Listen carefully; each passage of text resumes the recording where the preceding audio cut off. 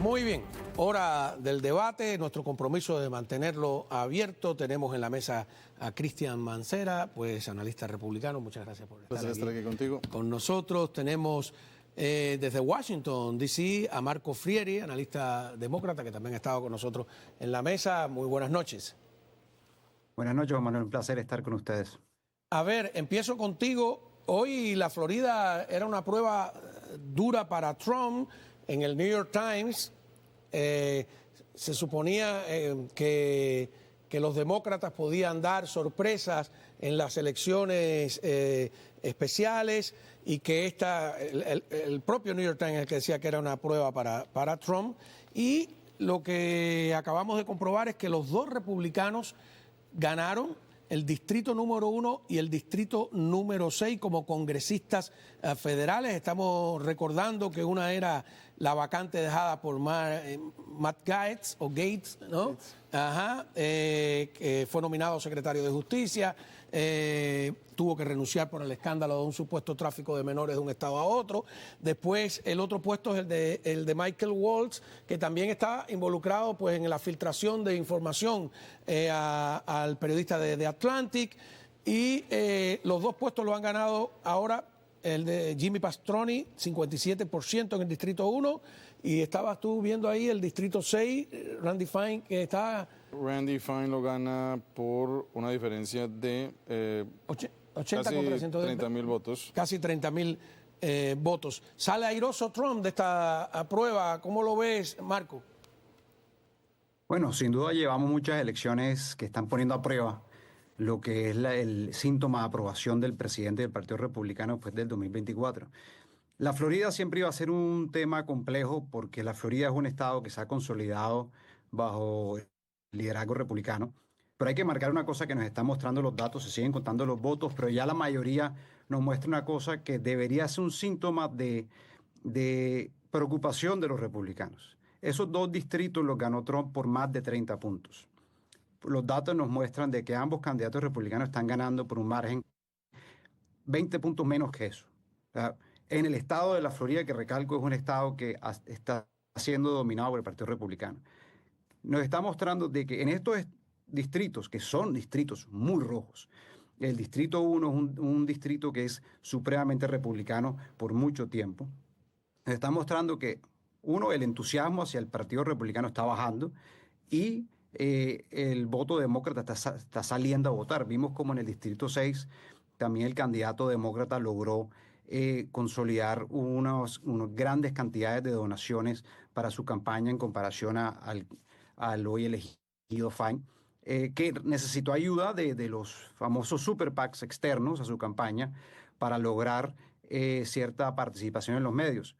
Yo creo que esos son los datos que nos deben quedar, es que el síntoma de agobio que está generando Trump con sus políticas en contra de la clase trabajadora, los aranceles, las amenazas al seguro social, al Medicaid, todo eso está generando un disgusto del público y vemos que hasta en el estado rojo de la Florida los márgenes de victoria de los republicanos han caído y ahora estamos a la espera de Wisconsin, que sin duda es mucho más importante por lo que determina la Corte Suprema, la mayoría, pero el síntoma está ahí. Los márgenes de los republicanos están bajando hasta en estados rojos como la Florida y yo creo que seguiremos viendo cómo en estas elecciones especiales, como ya vimos en Pensilvania, en Iowa, que eso sí le costaron sillas a los republicanos, cómo ya el público, ya el electorado está mostrando que las políticas de Trump van en contravía de lo que prometió, porque mientras prometió reducir los precios, vemos cómo los precios suben y mañana con el famoso Día de Liberación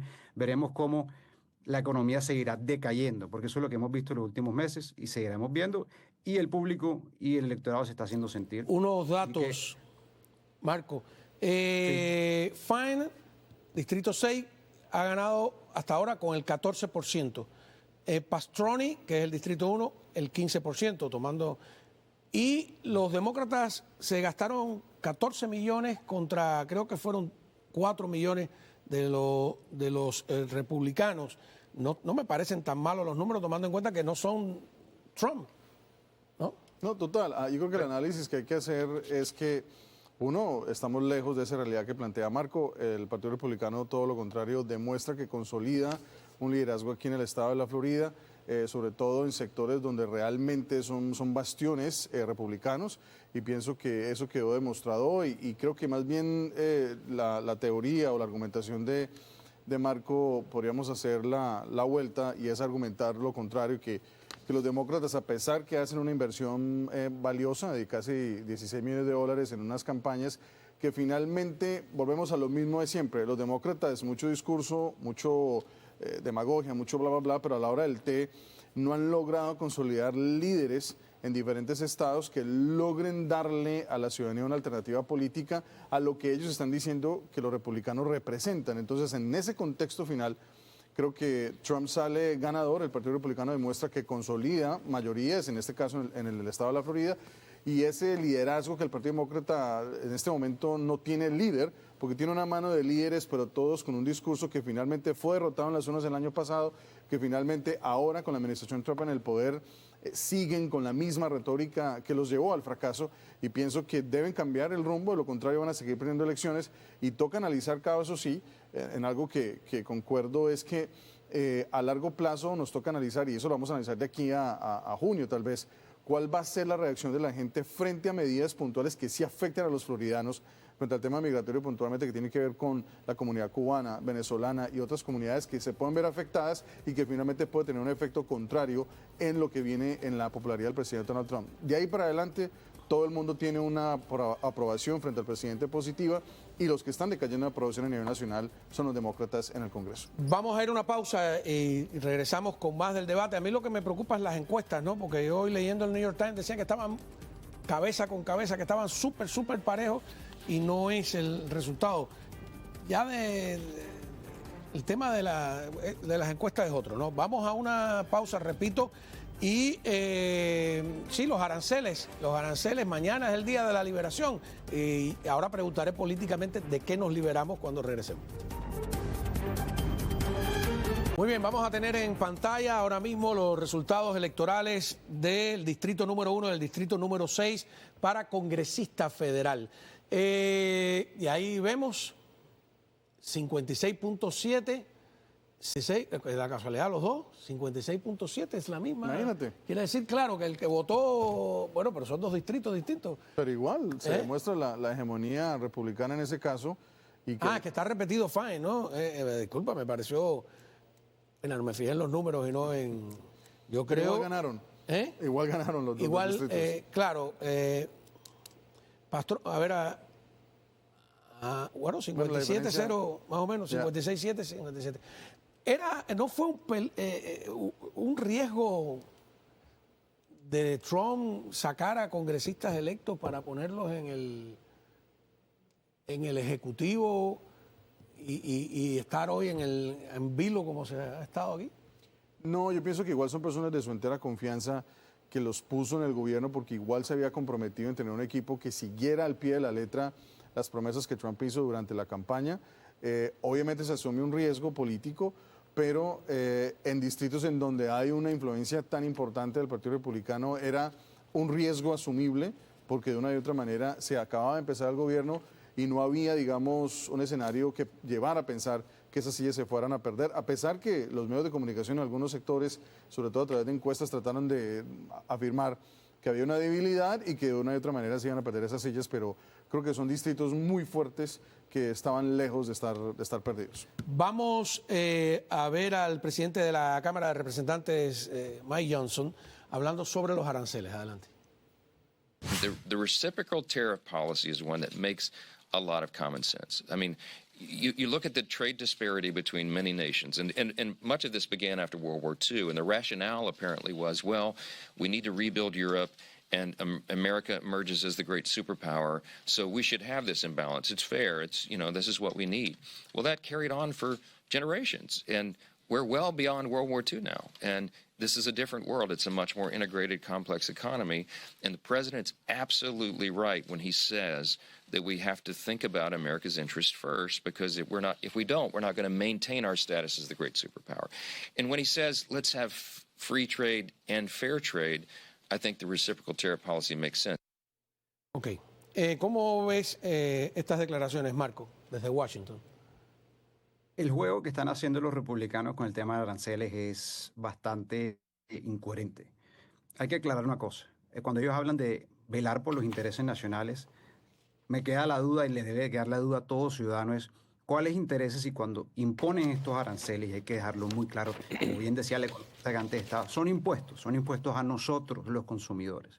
Entonces, si hoy el pueblo estadounidense quiere que bajen los precios de los alimentos, de los automóviles, de la vivienda, ¿por qué vamos a ponerle impuestos a los alimentos que comemos, a los automóviles que importamos, que hasta los automóviles americanos, de marcas americanas, se producen en cadenas de producción que cruzan fronteras como México y Canadá?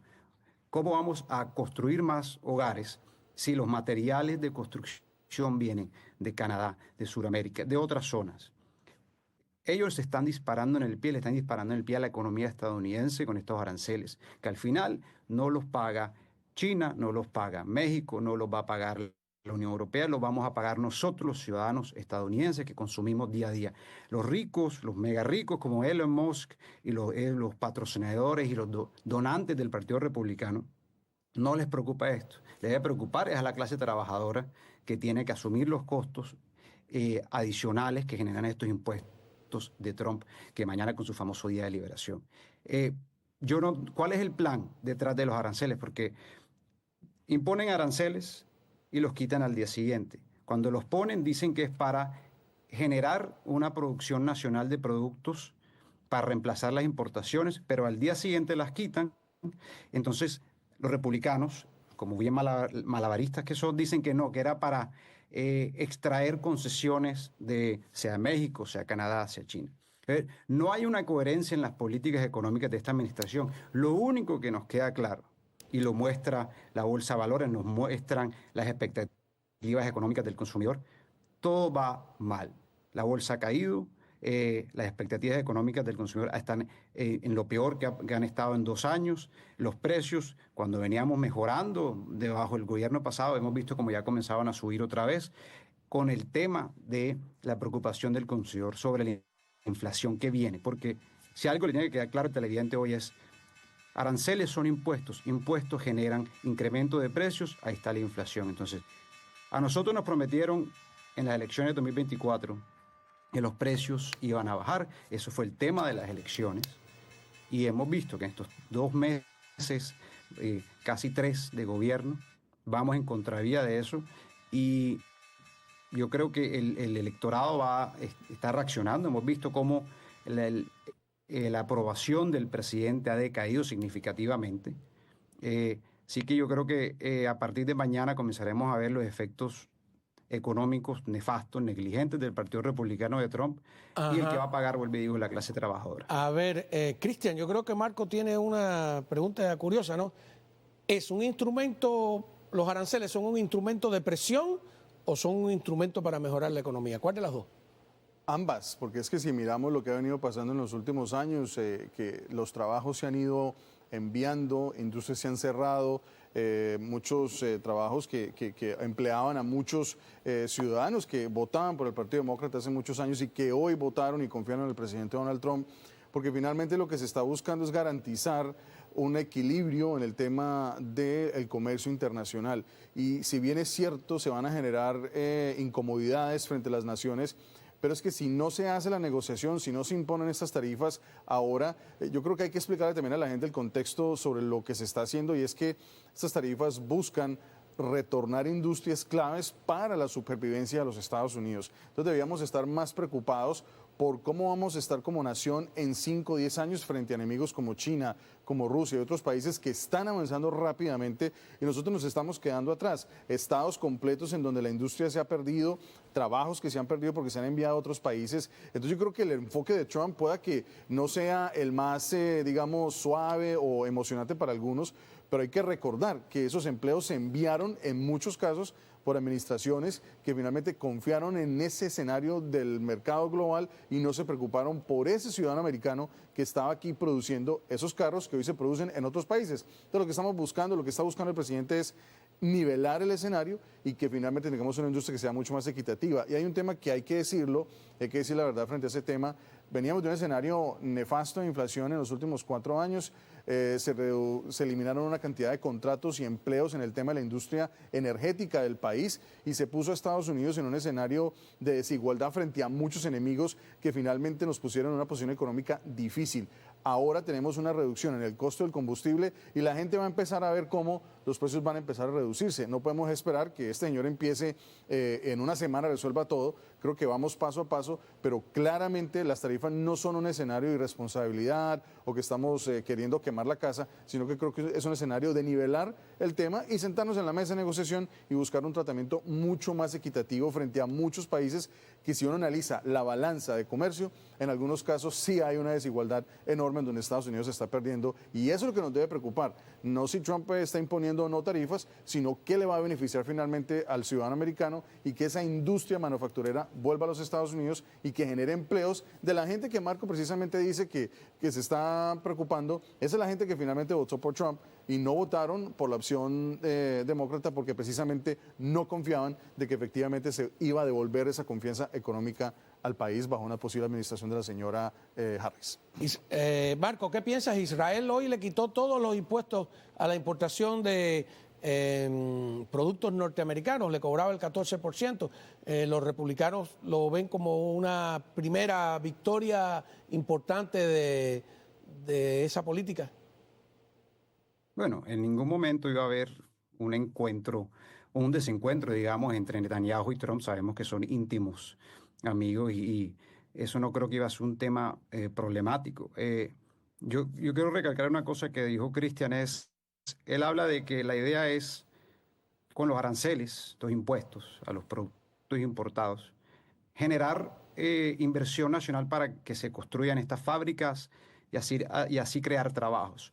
Yo vuelvo y digo, ¿cómo una empresa, un empresario va a invertir en los Estados Unidos cuando a las 8 de la mañana hay un arancel contra importaciones mexicanas y a las 11 de la mañana ya no hay aranceles? Eso no genera estabilidad económica para ningún inversionista en este país, porque una fábrica no se construye en el plazo de unas horas. Necesitas un plan a largo plazo, necesitas saber que esos aranceles van a estar a largo plazo. Y vuelvo y digo, esa no es la claridad que da este gobierno, que es síntoma de la inestabilidad, indecisión de su plan económico, porque si quieres de verdad incentivar la producción nacional, la inversión empresarial en Estados Unidos, se hacen políticas a largo plazo de pronto aranceles en el gusto particular del presidente Trump o de subsidios a empresas que vienen a invertir acá, como recalco el tema del expresidente Biden, como en su programa de chips